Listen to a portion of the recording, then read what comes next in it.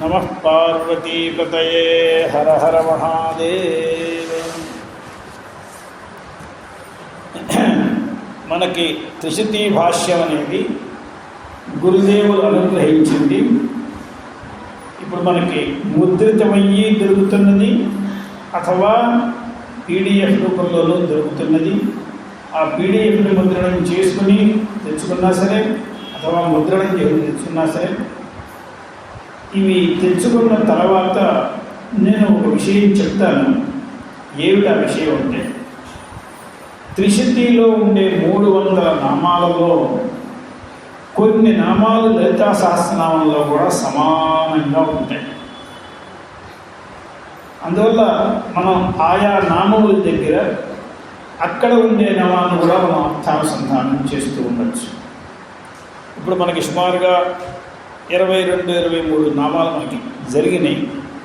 వీటిలన్నింటినీ కూడా నేను ఇప్పుడు ఆరంభించి చెప్తే, అంటే ఒకసారి పూర్వావలోకనం చేస్తే అందరి దగ్గర పుస్తకాలు లేవు కాబట్టి వాళ్ళు అనుసంధానం చేయడానికి వీల్లేదు. అందువల్ల నేను 1-2 రోజులు సమయం ఇస్తున్నాను. అప్పుడు మనం ఇక్కడ ఉన్న నామాన్ని, అక్కడ ఉన్న నామాన్ని మనం చూసుకోవచ్చు. మొట్టమొదటి మనం నామం ఆరంభించినప్పుడే కకార రూపా కళ్యాణి అని ఆరంభించాం. ఈ కళ్యాణి అనే నామం మనకి దీంట్లో కూడా ఉంది. మనకి లలితా సహస్రనామాల్లో కూడా కళ్యాణి అనే నామం మనకి అక్కడ ఉన్నది.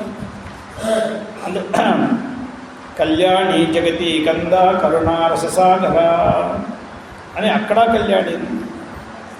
అందువల్ల ఇప్పుడు మనకి ఇటువంటి నామాలు ఇప్పుడు మనకి జరిగిన వాటిలలోనే వద్దన్న 10 నామాలు ఉన్నాయి.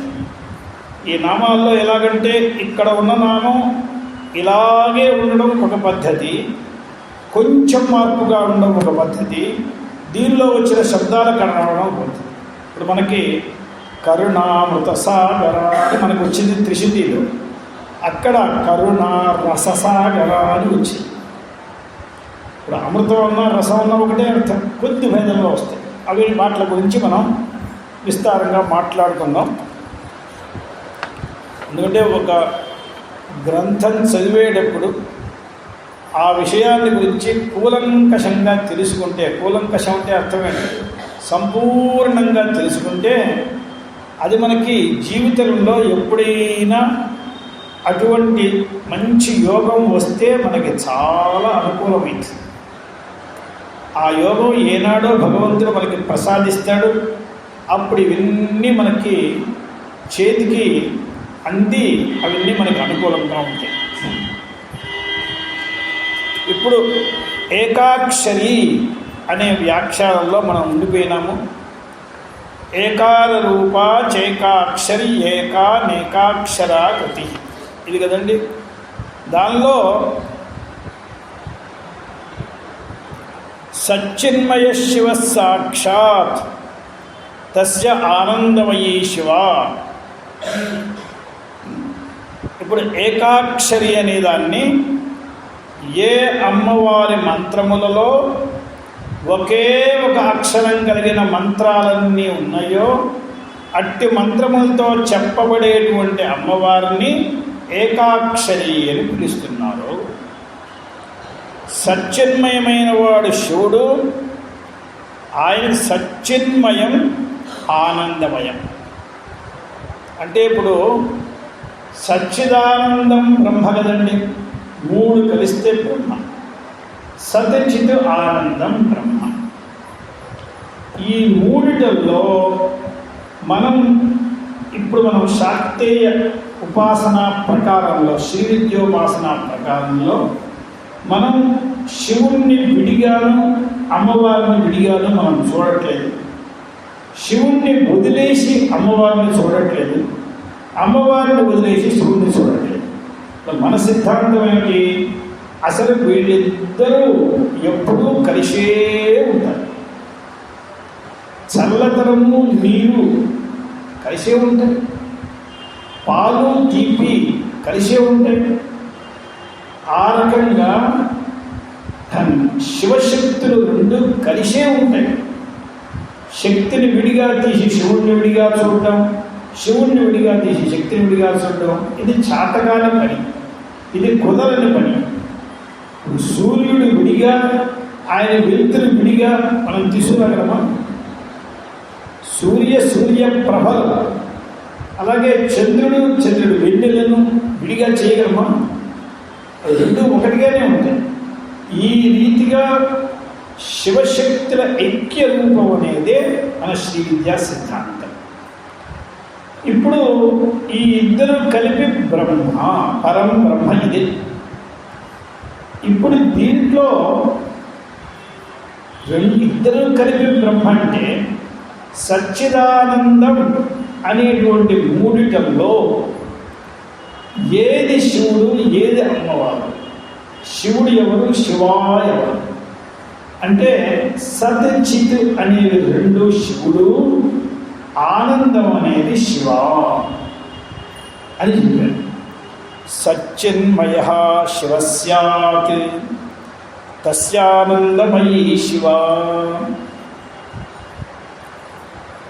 ఇది ఏదో నేను చెప్పేటప్పుడు ప్రతి విషయం గొప్పది, ఇది చాలా కఠినమైంది అని చెప్తున్నాను అనుకోవద్దు. దీని భావం ఏమిటంటే, ఈనాడు మనుష్యులకి తక్కువైనది ఏమిటి? ఎవరికి వాడికి నేను ఉన్నాను అనే విషయం స్పష్టంగా తెలుసు. అంటే ఇప్పుడు మన అజ్ఞానంతో మన సద్రూపం అనేది కప్పబడలేదు.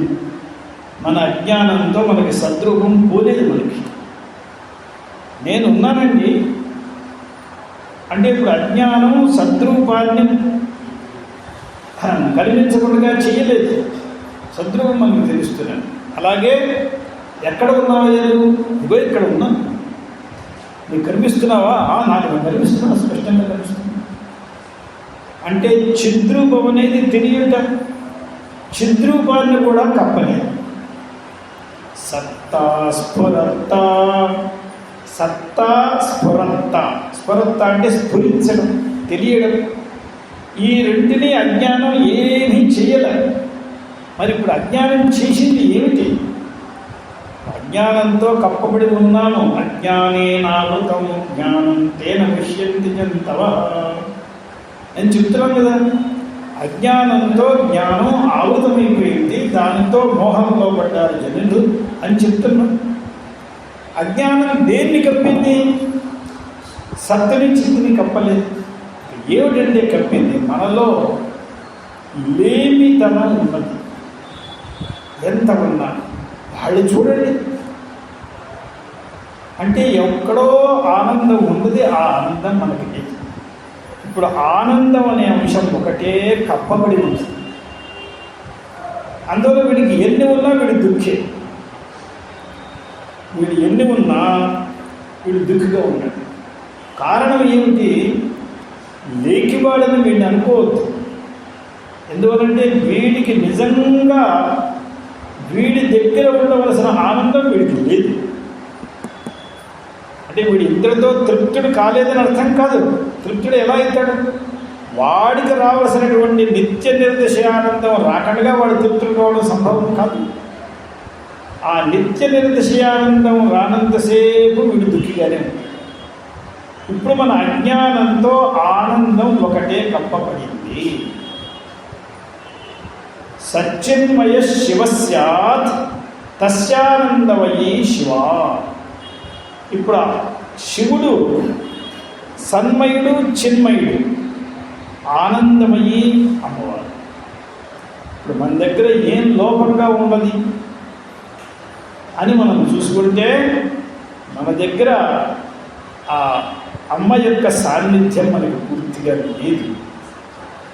అది ఉన్నట్లయితే ఆనందం కూడా, మనలో ఉన్న ఆనందం మనకు తెలిసేది. ఎలాగైతే నేను ఉన్నాను అని స్పష్టంగా చెప్తున్నాడు, ఏ సందేహం. కేం త్వమసినా, నువ్వు ఉన్నావా లేవా? అహమస్మి, ఉన్నాను. కుత్రాసి, అత్రాస్మి, ఎక్కడున్నావురా? ఇక్కడున్నాను అని వాడిని గురించి వాడికి చక్కటి ప్రకాశం ఉన్నది, చక్కటి సత్త ఉన్నది. ఎలా ఉన్నావు అనగానే కొండలు వీడు కాలుస్తాడు. ఏం చెప్పంటారు మహాప్రభు, వాడు ఇలా చేశారు, వీడు ఇలా చేశారు అని అక్కడి నుంచి ఏడుపు ఆరంభిస్తుంది.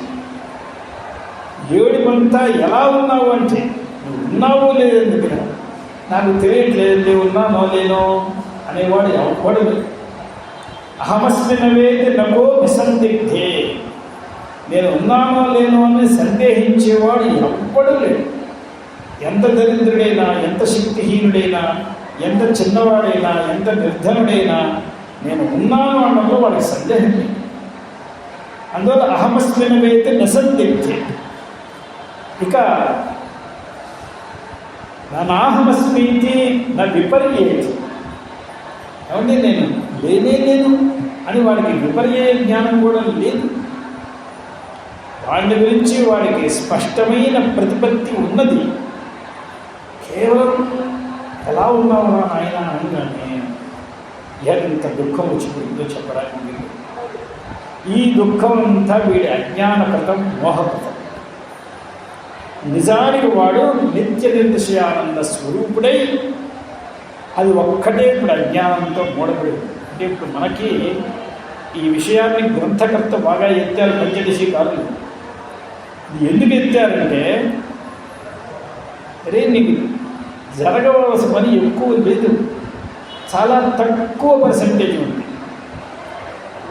ఈత కొడుతూ నదిని దాటడానికి ప్రయత్నించిన వాడికి ఆయాసం వస్తే పక్కన ఉన్నవాళ్ళు, అరే నువ్వు వచ్చేసావు, ఒడ్డుకి చేరుకున్నావు, ఒకే ఒక బార వేస్తే చాలు అని చెప్తే వాడు ఉత్సాహంగా, వాడి శక్తి లేకపోయినా ఎలా పైకి వస్తాడు. అలాగే మనకి గ్రంథకర్తలు చెప్తున్నారు, నీ సత్వం అదేమీ మూతపడిపోలేదు, నీ చిత్వం మూతపడిపోలేదు, ఉన్న ఆనందం తెలియకుండా ఉంది. దాన్ని తిరుగుడు చేసుకోవడానికి కొంచెం ఈ అజ్ఞానాన్ని దూరం చేసుకోవాలి.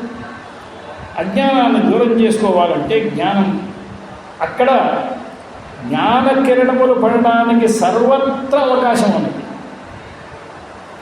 అక్కడ ఉండేదాన్ని అడ్డు తీస్తే జ్ఞాన కిరణములు పడుతూనే ఉంటాయి. దృశాద్రాఘీయస్య దరదళిత నీలోత్పలరుచాదవీయాం సందీనం స్నపయ కృపయా మామపి శివే. మా నీవు నా యందు దృష్టితో నీ కృపాకటాక్షాన్ని వెయ్యి, నా గురించి నువ్వేం కళ్ళు తెరిచి వీడిని చూడాలి అని చూడక్కర్లేదు. నీ కళ్ళు తెరిచే ఉంటాయి. నీ కళ్ళు ఎప్పుడు తెలియవో అప్పుడు జగత్తే లేదు సార్. నీ కళ్ళు తెరిచేది సరిగ్గా జగత్తు. అది చాలా పెద్ద కన్ను.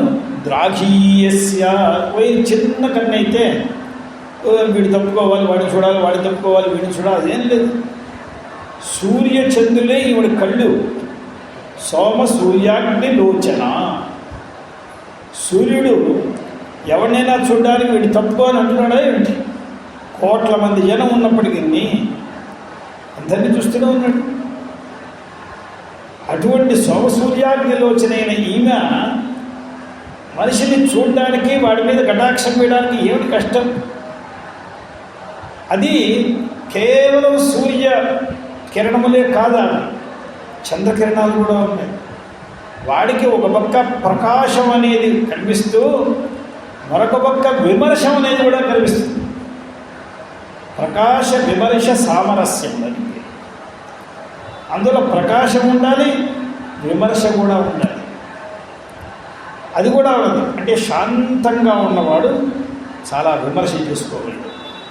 ఎప్పుడైతే చంద్రకిరణంలో కూర్చుంటాడో వాడి తాపాలన్నీ పోయి వాడు చాలా శాంతంగా ఉంటాడు. ఎవడైనా ఒకటి చూడండి, చంద్రకిరణంలో శరత్పూర్ణిమ చంద్రికల్లో కూర్చున్న వాడికి కోపం వచ్చింది అంటే కనిపిస్తుందా? ఎందుకంటే ఆ శీతకిరణంలో కూర్చుంటే వాడిని విమర్శించుకోగలడు, సామరస్యాన్ని పొందగలడు. అందులో సోమసూర్యాగ్నిలు వచ్చినాయి. ఇప్పుడు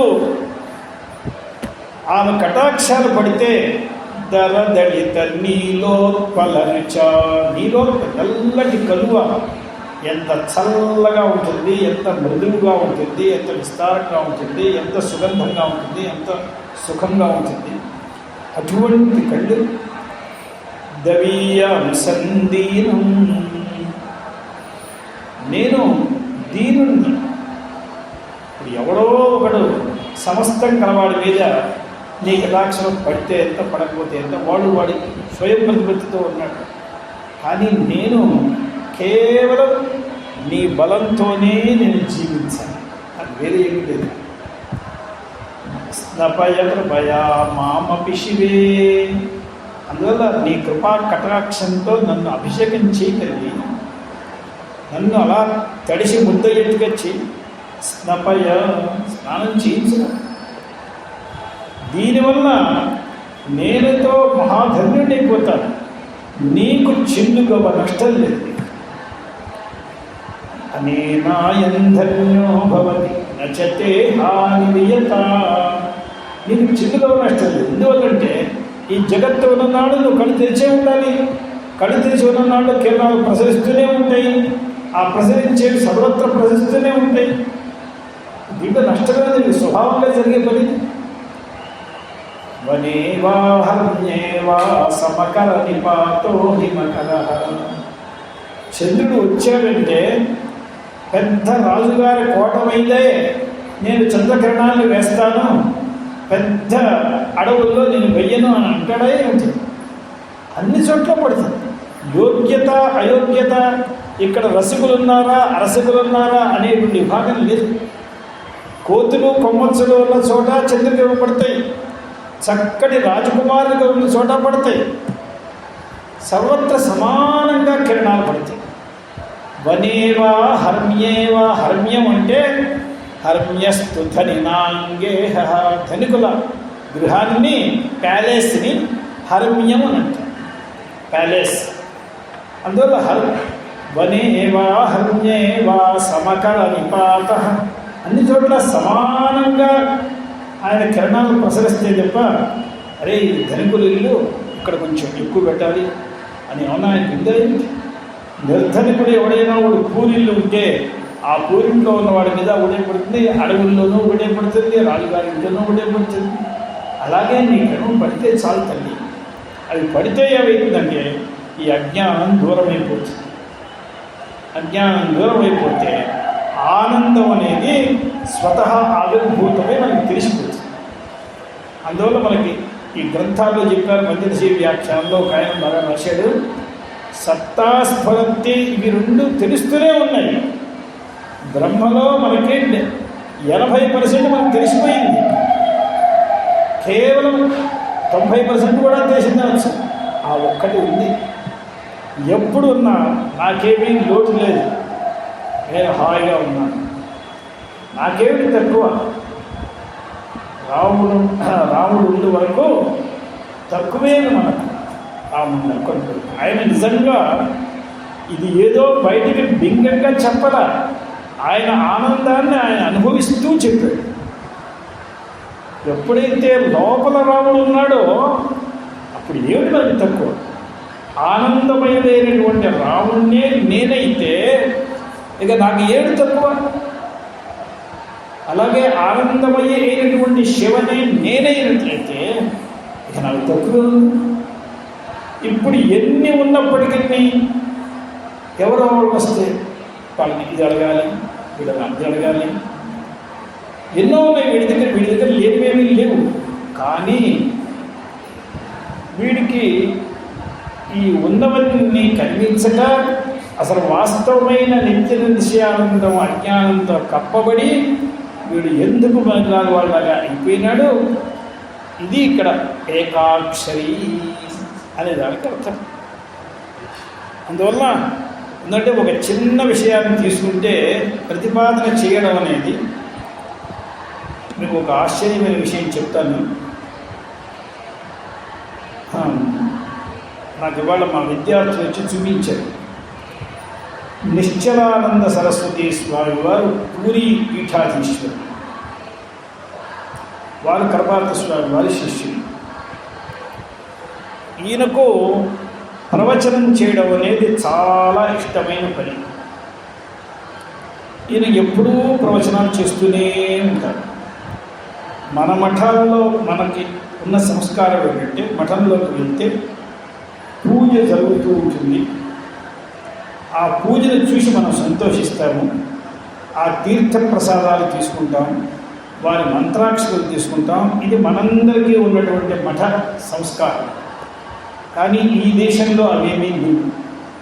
ఏ శంకరాచార్యులు వాళ్ళు ఒకవేళ పూజ తెలుసుకుంటే వాళ్ళు 5 నిమిషాలు 10 నిమిషాలు అరగంట వాళ్ళు ఏకాంతంగా కూర్చుని ఎక్కడో ఒక చిన్న గదిలో కూర్చుని పూజ చేస్తారు. వాళ్ళ స్టాఫ్ కూడా చూడడానికి వీల్లేదు.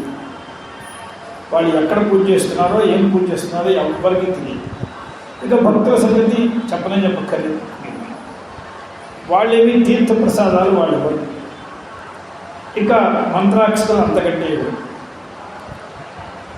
ఇప్పుడు వాళ్ళు చేసేది ఏమిటంటే ప్రవచనం చేస్తుంది.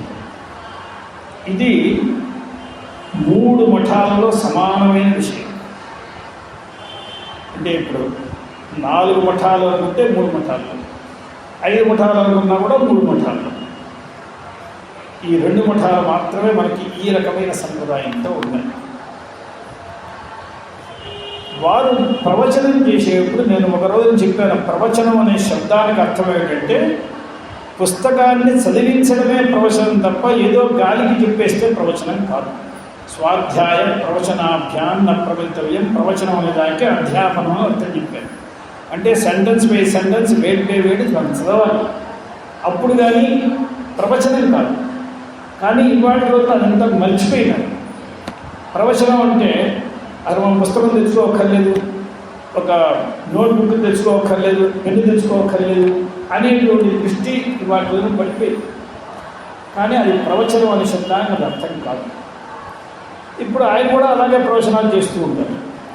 ఇప్పుడు ఈ ప్రవచనంలో వచ్చిన ఇబ్బంది ఏమిటంటే మనకి తోచిన విషయాన్ని మనం చెప్తూ ఉంటాం. వక్త అతనికి తోచిన విషయాన్ని అతను చెప్తాడు. ఆ చెప్పేటప్పుడు ఒకసారి న్యాయ సిద్ధాంతాన్ని మనసులో పెట్టుకుని చెప్తాడు, ఒకసారి మీమాంసక సిద్ధాంతాన్ని మనసులో పెట్టుకుని చెప్తాడు, ఒకసారి వేదాంత సిద్ధాంతాన్ని మనసులో పెట్టుకుని చెప్తాడు. వినే వాళ్ళకి ఏది ఏ సిద్ధాంతం అని తెలియదు. అందువల్ల వీళ్ళు ఏమండి ఆయన ఇలా చెప్పారండి, ఈయన ఇలా చెప్పారండి వీళ్ళందరూ అడుగుతూ ఉంటారు. ఆ చెప్పిన దానికి భావం ఏమిటి అని వీళ్ళకి తెలియదు. దీంట్లో వీళ్ళు కొట్టుకుంటూ వస్తారు. ఏదో ఇదంతా వాళ్ళ ఇష్టాలు ఏంటంటే ఉంటూ ఉంటారు. అంటే దేని మీద ప్రామాణ్య బుద్ధి లేదు. ఇప్పుడు నిజానికి ఒక సిద్ధాంతానికి విరోధాలు ఉన్నాయి. ఇప్పుడు మనం ఏ సిద్ధాంతం తీసుకుని మాట్లాడుతున్నామో అని చెప్పడం మనకు కష్టం. కర్మ సిద్ధాంతం మనకు ఉంది కదండి. కర్మే జన్మ కారణము అని మనం చెప్తాం కదా. ఈ కర్మ అనే శబ్దానికి అర్థం నైయాయికులు ఏం చేస్తారంటే ఇగో ఇలా కదిలిస్తే కర్మ, లేస్తే కర్మ, కూస్తే కర్మ అని వాళ్ళు కర్మ అని చెప్తారు. కానీ ఇప్పుడు మనం చెప్పేది జన్మకు కారణమైంది ఆ కర్మ కాదు, పుణ్యకర్మ పాపకర్మ. ఈ పుణ్యం పాపాన్ని అసలు నైయాయికులు కర్మ అనే అందరూ వాళ్ళు. ఇది గుణం అంటారు. ఇది కర్మ కాదు, ఇది గుణం అని అంటారు. ఇప్పుడు పుణ్యపాపాన్ని గుణం అని అన్నాను కూడా కాసేది. ఇది ఏం చెప్తున్నాడో మనకేం అర్థం కావట్లేదు. ఇది మనం ఇప్పుడు ఆ పుస్తకాన్ని చదువుతూ ఉంటే ఆ పుస్తకంలో వచ్చిన ప్రసంగం ఏమిటి, దాంట్లో ఏమున్నది అని తెలిస్తే అది ఏమిటండి గుణం అన్నారు నేను అడిగితే నైనా నైయాయికుల పక్షంలో పుణ్యపాపములు అనేవి ధర్మాధర్మములు అనేవి గుణములు, అవి కర్మ కాదు. వారు కర్మశబ్దంతో దాన్ని అందరూ వాడు. అది కర్మ కాదంటే కర్మ అనే పదంతో ధర్మాధర్మాలను వాళ్ళు వాడరు. అది వాళ్ళ సిద్ధాంతం. మీమాంసకులు దాంతో వాడతారు, అది వాళ్ళ సిద్ధాంతం. అందువల్ల మనం ఏ పుస్తకం చదువుతున్నాం, ఎవరి దృష్టిలో చదువుతున్నాం, ఏమిటి అని మనం తెలుసుకోవాలి. ఇప్పుడు ప్రవచనం చెప్పేవాళ్ళు బాగా తెలిసి చెప్పుకున్నా కూడా వాళ్ళ మనస్సులో అన్ని విషయాలు వచ్చు వాళ్ళకి. వాళ్ళు ఏదో చెప్తున్నారు. ఇవాళ ఇప్పుడు ఈయన రాసిన విషయం ఏంటంటే నా ఉపన్యాసములు విని చాలామంది పిచ్చి వాళ్ళు అవుతున్నారు, ఇలా ప్రవచనాలు వినకూడదు, నేను కూడా అలా చెప్పకూడదు, అందరూ వాళ్ళు శాస్త్ర గ్రంథాలను చదువుకొని శాస్త్ర నిష్ఠులు కలిగి అని ఆయన రాశారు. ఈ విషయం నేను ఆయన ఎప్పుడో ఒకసారి అడిగాను. అడిగితే అప్పుడు ఆయన ఏ మూడ్లో ఉన్నారో మనకు తెలియదు, అంగీకరించలేదు. ఇలా చెప్తేనే చాలు, ఇంతకంటే ఏమంటుందన్నా పుస్తకాలు చదివితే ఎవడు చదవడు, పుస్తకాలు చదివించడం అవసరం అన్నారు. సరే నేను ఆయనకు నమస్కారం అంటే అంతకంటే మనం ఏం చేయలేదు కదా. ఇవాళ ఆయనంతటా ఆయన వేశారు. శంకరాచార్యుల వారి ఒక నామాన్ని వేశారు. వేద వేదాంగ తత్వజ్ఞాయ నమః అనే పేరు వేసి, వేద వేదాంగముల తత్వజ్ఞులు ఆచార్యులు. మనందరం కూడా వేద వేదాంత తత్వజ్ఞానం కావాలి అంటే ఆ పుస్తకముని అలా చదివితేనే అవుతాము అని ఆయన ఇవాళ స్పష్టంగా ఆయనంతటా ఆయన రాశారు.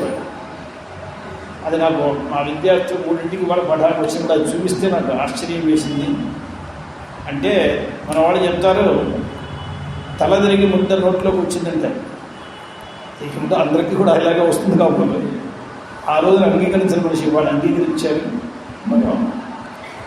అందువల్ల ఇప్పుడు ఇవన్నీ కూడా సచ్చిన్మయ అంటే బ్రహ్మ జ్ఞానస్వరూపమైన బ్రహ్మ అజ్ఞానంతో కప్పబడి ఉన్నది అని అజ్ఞానేనావృతం జ్ఞానం చెప్తున్నాం. ఈ బ్రహ్మ కూడా పూర్తిగా కప్పబడి లేదు, సచ్చిత్తులు మనకు కనిపిస్తూనే ఉన్నాయి. కేవలం ఆనందం ఒక్కటేనయ్యా. ఆ ఆనందం కూడా విషయానందం. మనం ఎందుకంటే అసలు ఆనందం లేనివాడు జీవించలేడు, సర్వాత్మన దుఃఖైన వాడు జీవించలేడు. వాడికి ఏదో కొంత ఆనందం కావాలి, దానివల్లే జీవిస్తున్నాడు. కనీసం ఇవాళ దుఃఖపడేవాడు రేపు కూడా ఇలా ఉంటావేంటి, రేపు మన పరిస్థితి మారుతుందనే ధైర్యంతో జీవిస్తున్నాడు. కాకపోతే ఒక్కొక్కసారి ఏంటంటే ఇదేం దుఃఖం, వాడికంటే నేను చాలా బెటర్ అని జీవిస్తున్నాడు. మొత్తం ఆనందం అనేది లేకపోతే జీవనమే జరగదు. అసలు ఆనందం ఉన్నది, కానీ ఆ ఆనందం వాస్తవమైంది కాదు. అందువల్ల వాస్తవమైన ఆనందం ఉంటే వాడికి ఒడిదుడుకులు లేవు. దానికి మనం శివ పరమేశ్వరి యొక్క ఆరాధన చేసి, అందులో ఆనందస్యానందమయీ శివ, అందులో స్త్రీ రూపాం చింతయే దేవి రూపాం అథవేశ్వరీ. నీవు స్త్రీ రూపాన్నైనా రూపాన్నైనా అథవా నిష్కళం ధ్యాయేత్ సచ్చిదానంద విగ్రహం. నిష్కళ అంటే పుం స్త్రీ అనేటువంటి విభాగములే లేనటువంటి శుద్ధ చైతన్యాన్ని ధ్యానం చేయి. ధ్యానం చేయడానికి నీ వసతిని నువ్వు చూసుకో. అందువల్ల పరమాత్మతత్వం అనేక విధాలుగా మారింది. ఒకడికి దేవుడు అని అంటే విఘ్నేశ్వరుడిలాగా చిన్న పిల్లవాళ్ళతో ఆడుకునేవాడుగా ఉండాలి అని కొంతమందికి భావం. అందువల్ల విఘ్నేశ్వరుడుగా ఆ పరమాత్మే పరబ్రహ్మే వచ్చాడు. చిన్న మరుగుజ్జు రూపంతో పెద్ద పట్ట వేసుకుని ఒక పెద్ద దండం వేసుకుని అలా ఉంటే చిన్న పిల్లలందరికీ గలగల నవ్వుతూ చాలా సంతోషం. అలా ఉండేటువంటి రూపం కూడా ఆయన్ని కూడా మనం అథర్వశీర్షం చెప్పేప్పుడు తమేవ ప్రత్యక్షం బ్రహ్మాసి తమేవ ప్రత్యక్షం బ్రహ్మ వదిష్యామి అని ఆ గణేశున్నే పరమాత్మ అని చెప్తున్నాం కదా. సర్వం జగదం సత్తో జాయతే సర్వం జగదం సప్తస్థిష్టతి అని బ్రహ్మ లక్షణాలు ఏ ఉన్నాయో అన్నీ గణేశుడి దగ్గరే చెప్తున్నాం.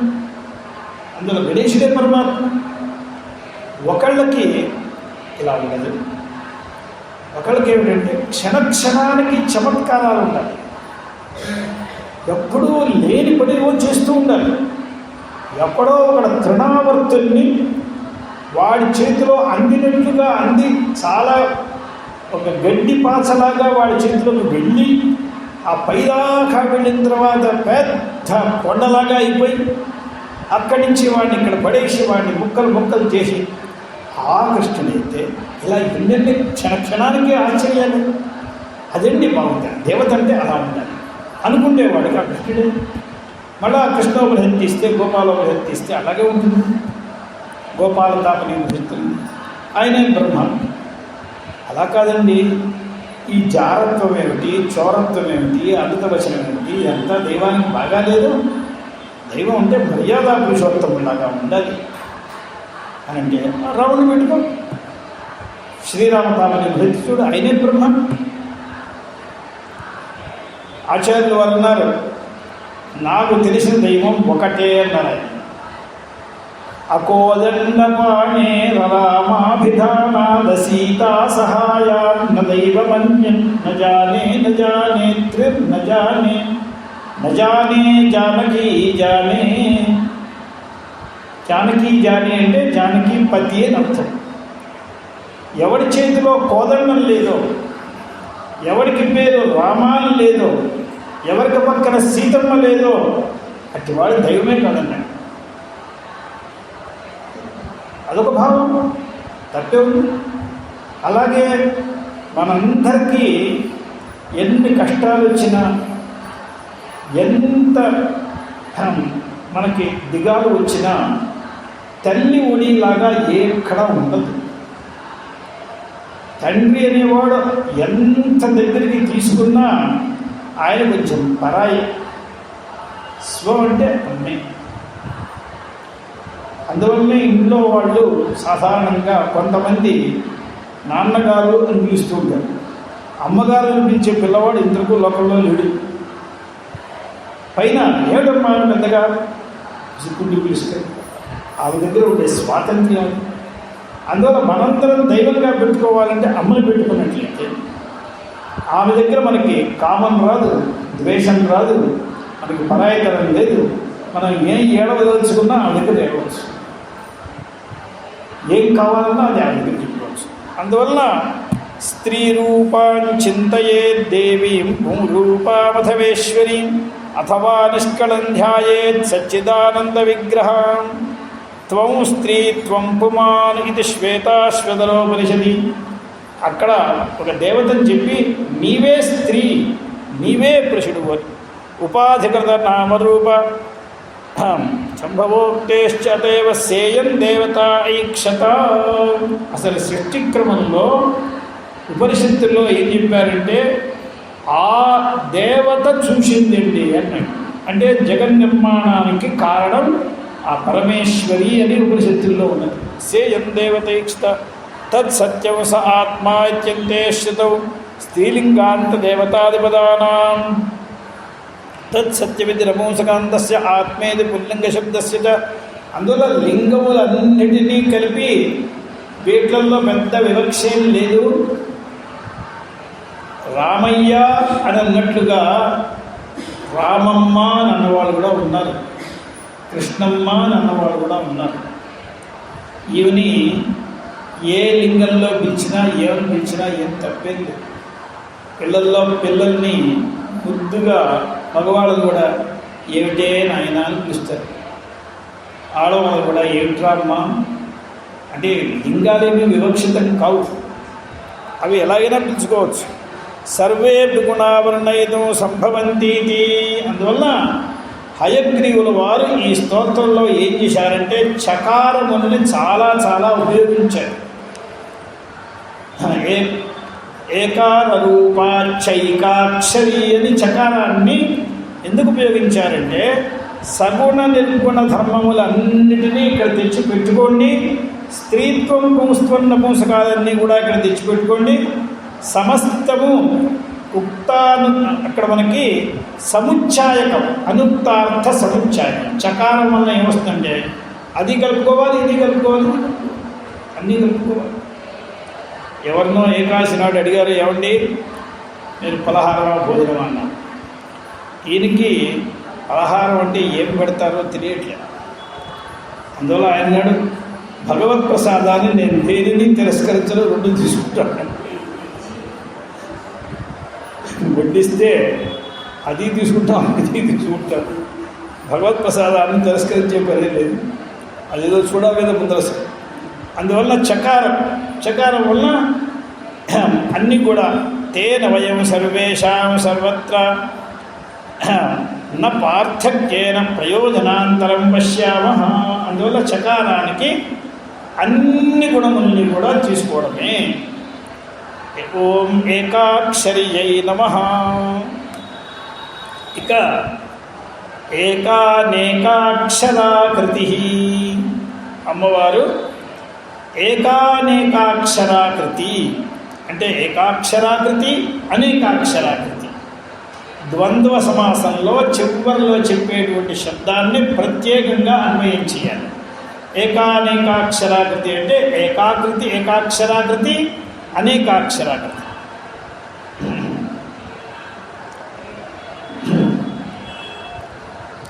అక్షరం అనే దానికి రెండు అర్థాలు ఉన్నాయి.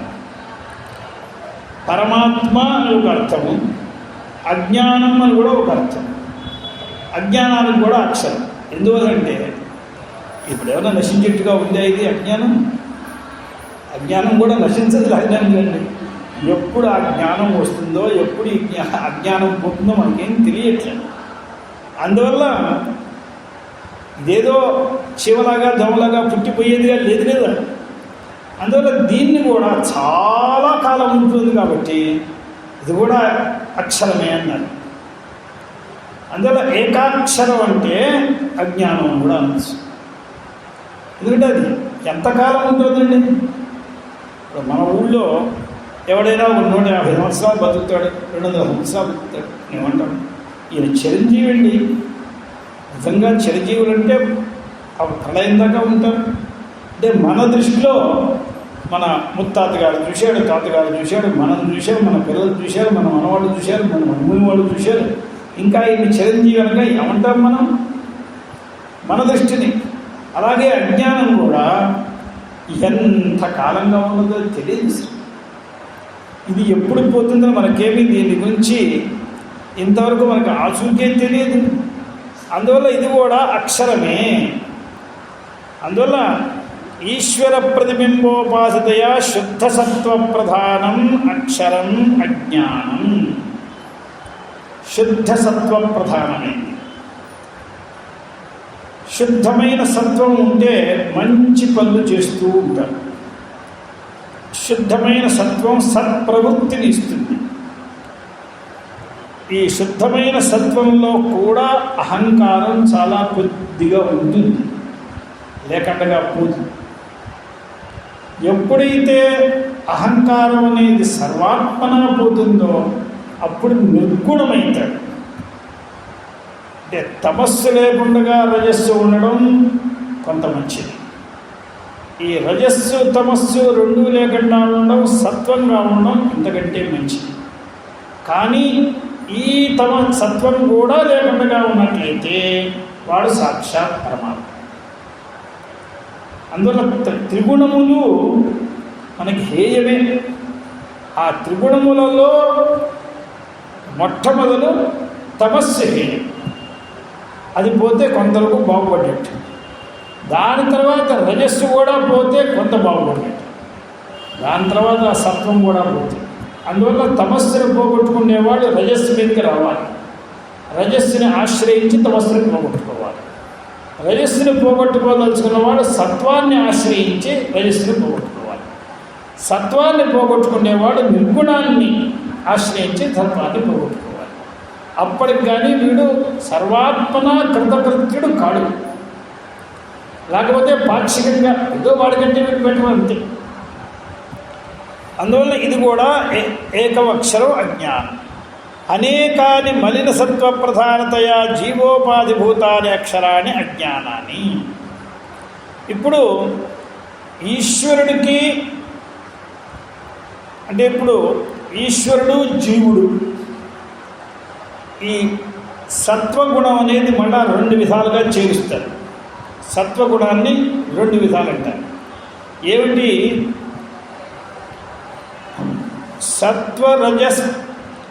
సత్వరజోభిభూతం, రజస్తమోభిభూతం సత్వం, రజస్తమ అనభిభూతం సత్వం. రజస్సు తమస్సు ఏదో 1% కలిగినటువంటి సత్వం ఒకటి. ఆ సత్వగుణంలో ప్రతిబింబితమైన చైతన్యానికి జీవుడు అని పేరు.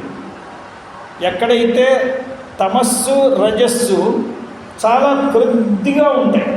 ఇప్పుడు మనం ఆభూషణాలు చేయించుకుంటే 24 క్యారెట్ల మేలంతో చేయగలిగిన వాడు ఏదో కొద్దిగా కలుగుతాడు.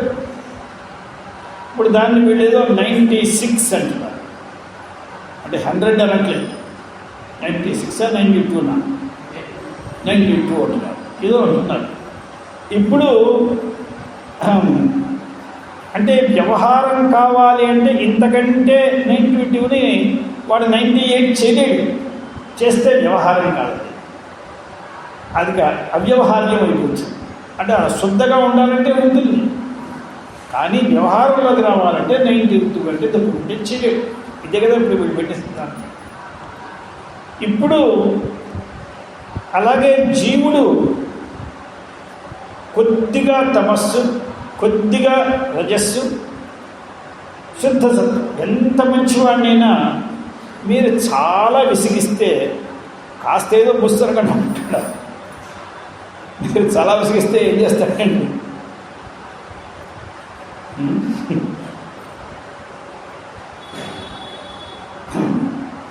కృష్ణానంద సరస్వతి స్వామి వారిని మా పరమేష్ఠి గురువులు. ఆయన దక్షిణ భారతం నుంచి ఉత్తర కాశీలో ఉండేవారు. ఆయన ఈ మన గోతాలు ఉన్నాయే, దాన్ని ఏమంటారు,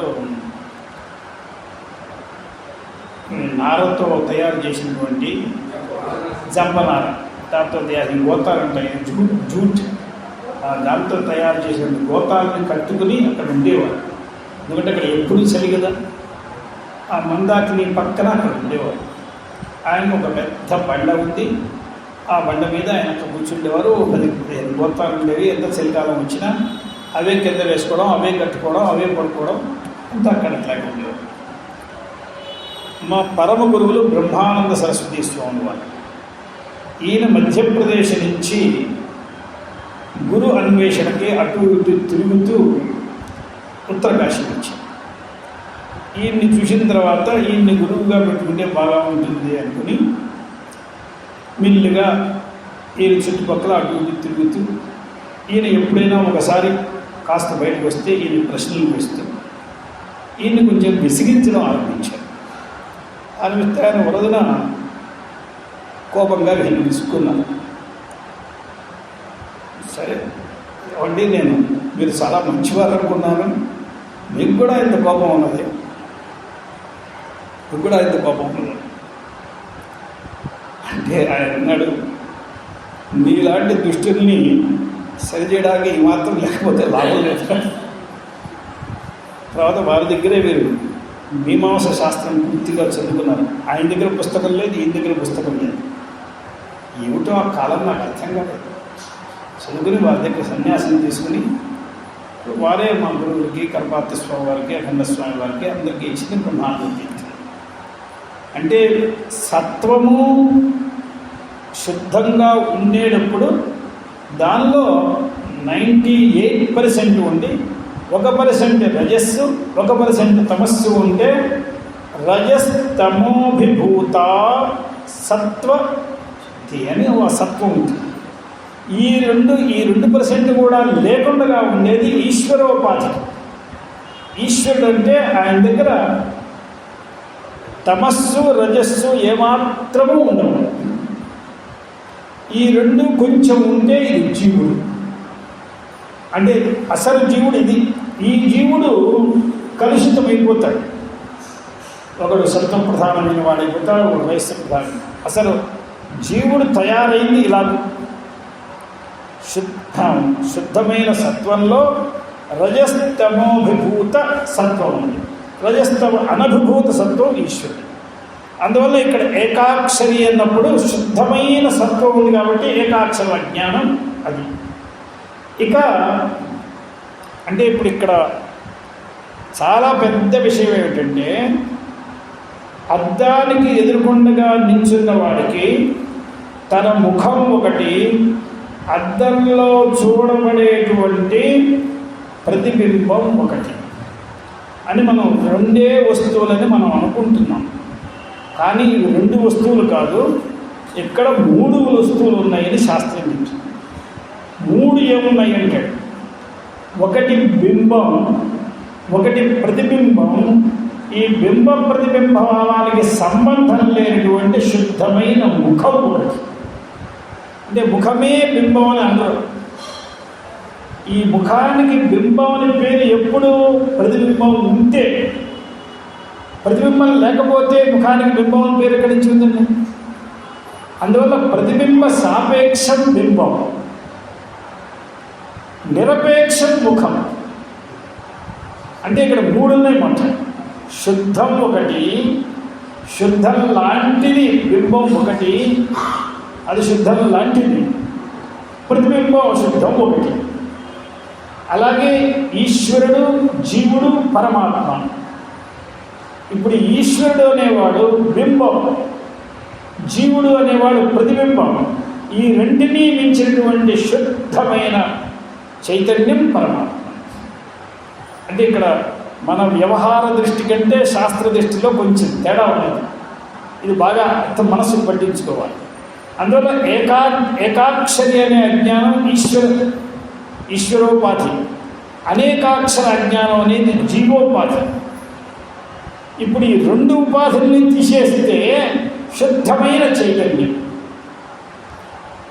ఈ రెండు ఉపాధులు అంటే ఇప్పుడు మన ఈశ్వరుడు అనేప్పుడు ఎవడైనా లోకంలో ఒకడు మన చేత పరిపాలింపతగిన వాడుగా ఉంటే ఈయనకి ఈశ్వరుడి పేరు. పరిపాలించదగినటువంటి జీవులే లేకపోతే ఈయన ఎవరికి ఈశ్వరుడు అండి? ఒక రాజుగారు ఉన్నాడు, ప్రజలు లేని చోట నిర్జన ప్రదేశంలో ఆ దేశానికి ఈయన రాజు. ఏమిటంటే ఆ రాజ్యం ఒక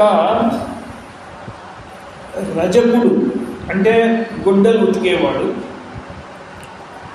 దిగంబర ఆశ్రమంలో వెళ్ళి వాసన చేశాడు. అందరూ దిగంబరుడే.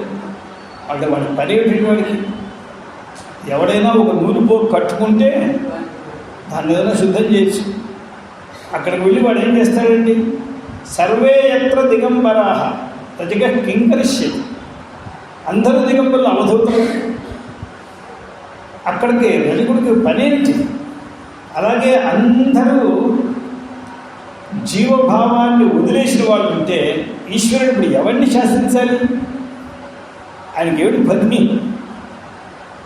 అంటే ఈ ప్రతిబింబం ఉన్నంతసేపు బింబం,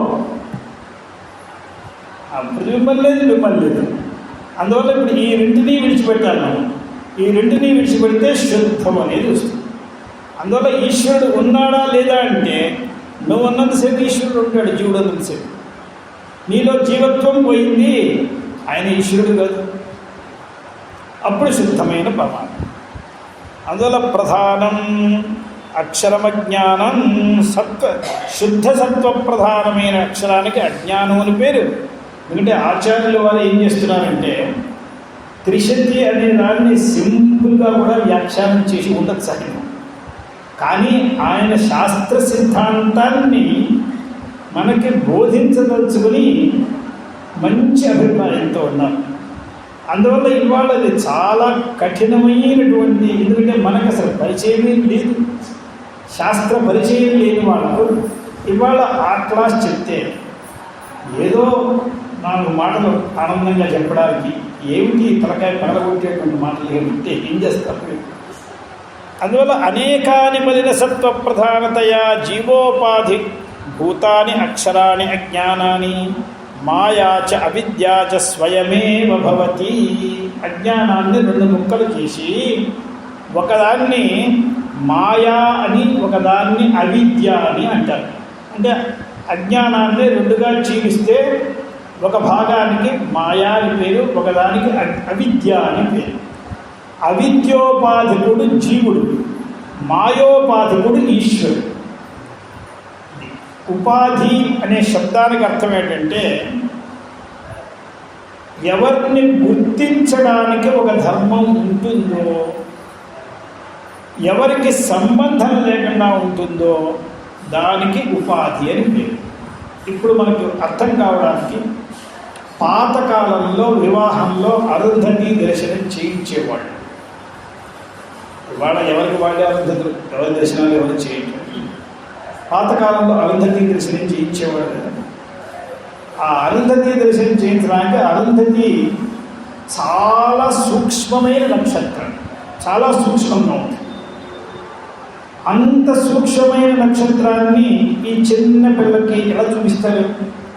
అందువల్ల ఏం చేయాలంటే మొట్టమొదటి ఇదిగో ఈ చెట్టులో ఆ కొమ్మని చూడు, ఆ కొమ్మ యొక్క చివరి భాగాన్ని చూడు.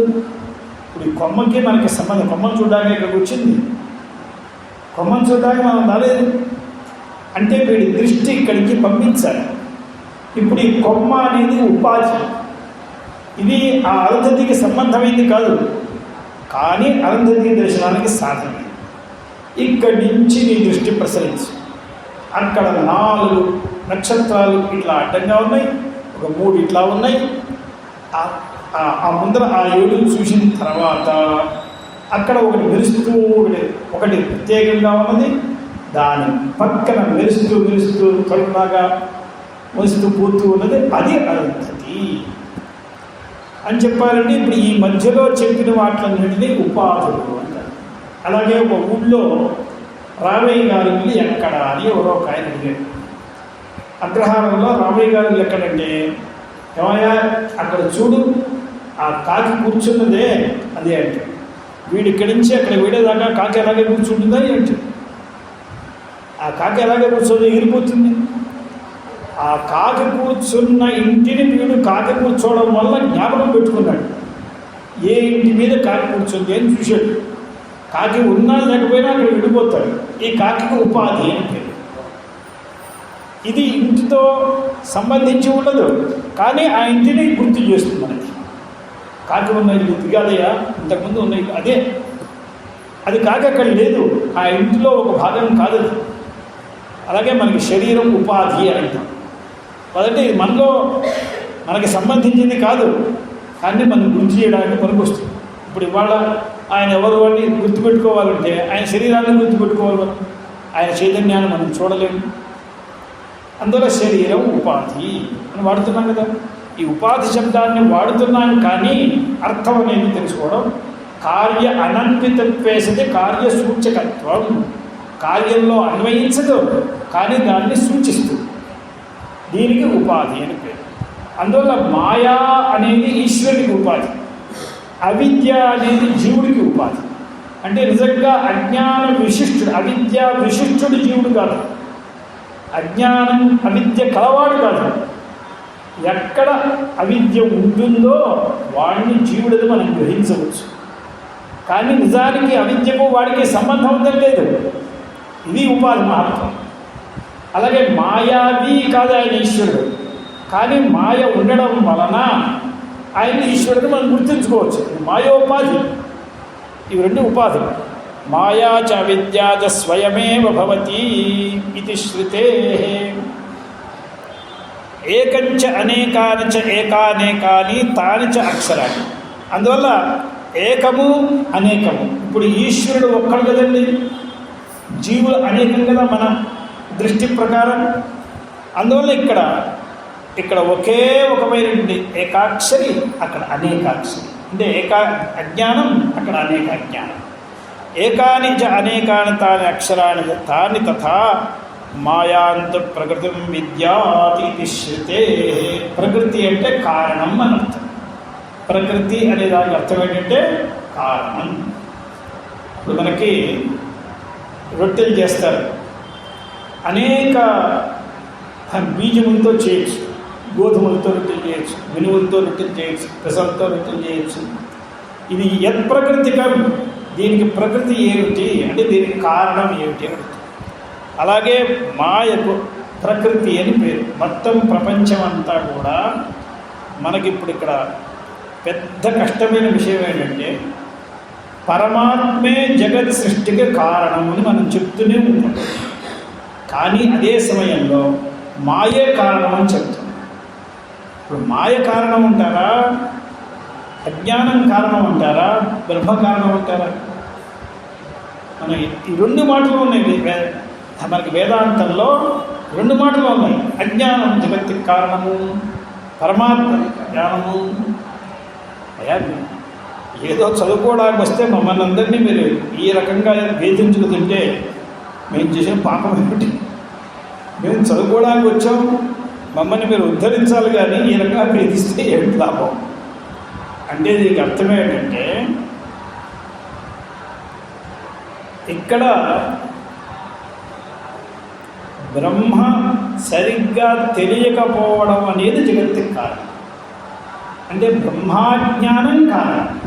బ్రహ్మ మాత్రం కారణం కాదు, అజ్ఞానం మాత్రం కారణం కాదు, బ్రహ్మాజ్ఞానం కారణం. దీన్ని మనకి తాటి పాము దగ్గర మనం అన్వయం చేసుకోవచ్చు. ఇప్పుడు మనకు కనిపించే పాముకి కారణం తాడే. అయితే తాడు వెలుతురులో ఉన్నట్లయితే అది పామును చూపించదు. అందువల్ల తాడు సరిగ్గా తెలియకపోవడం పాము కారణం. అందువల్ల తాడే లేని చోట తాడు తెలియట్లేదు, అక్కడ పాము రాదు. అంటే అజ్ఞానంతో కలిసి ఉన్న ఆ రజ్జువే సర్పానికి కారణం. రజ్వజ్ఞానం సర్పస్య కారణం. అలాగే బ్రహ్మాజ్ఞానం ప్రపంచస్య కారణం. అది తెలిసి తెలియకుండా ఉంటే అప్పుడే ఇది జరిగేది. తెలిసి తెలియకుండా ఉండడం అంటే ఏదో ఇదం దిస్ అనే రూపంలో తెలుస్తుంది ఒకటి, అది ఏమిటి అని విశేషం తెలియట్లేదు. అప్పుడు ఉండే అజ్ఞానం, ఆ అజ్ఞానం వల్ల ఇదంతా వస్తుంది. అందువల్ల తేషు ఆకృతయః ప్రతిబింబాని అవచ్ఛిన్నాని వా చైతన్యాని. ఇప్పుడు ఏకానేకాక్షరాకృతి. ఆకృతి అంటే అర్థం ఏంటి? ఆకృతి అంటే స్వరూపం. ఈశ్వర చైతన్యం, జీవ చైతన్యం, ఇవే స్వరూపాలు. ఏకాని ఇవన్నీ కూడా విరుద్ధమైనటువంటి అవిద్యను మాయను తీసేస్తే, ఈశ్వరుడు జీవుడు అనే పేర్లు పోతే అన్నీ కూడా శుద్ధ చైతన్యమే. కాబట్టి అన్నీ పరమాత్మ స్వరూపుడైనటువంటి దేవీ స్వరూపాలైపోతాయి. కాబట్టి ఏకానేకాక్షరాకృతి. ప్రతిబింబావచ్ఛిన్నాని చైతన్యాన్ని ఘటస్థ ఉదకావచ్ఛిన్న ప్రతిబింబిత ఆకాశ తథా. అంటే చంద్రమండలంలో చంద్రుడు మేఘములేమీ లేకుండగా శుద్ధమైన ఆకాశంలో చక్కగా ప్రకాశిస్తున్నాడు. ఆ ప్రకాశించే మైదానంలో చాలా కుండలు నీళ్లతో పెట్టి ఉన్నాయి. అన్ని కుండల్లో మనకి చంద్రబింబం తెలుస్తున్నది.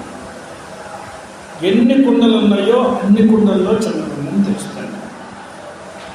ఈ చంద్రబింబం తెలిసేటువంటి కుంభముల్లో నీరు అయిపోయిన ఆ కొండ చిల్లుబడ్డ అక్కడ ఉండేటువంటి ప్రతిబింబం కనిపించింది.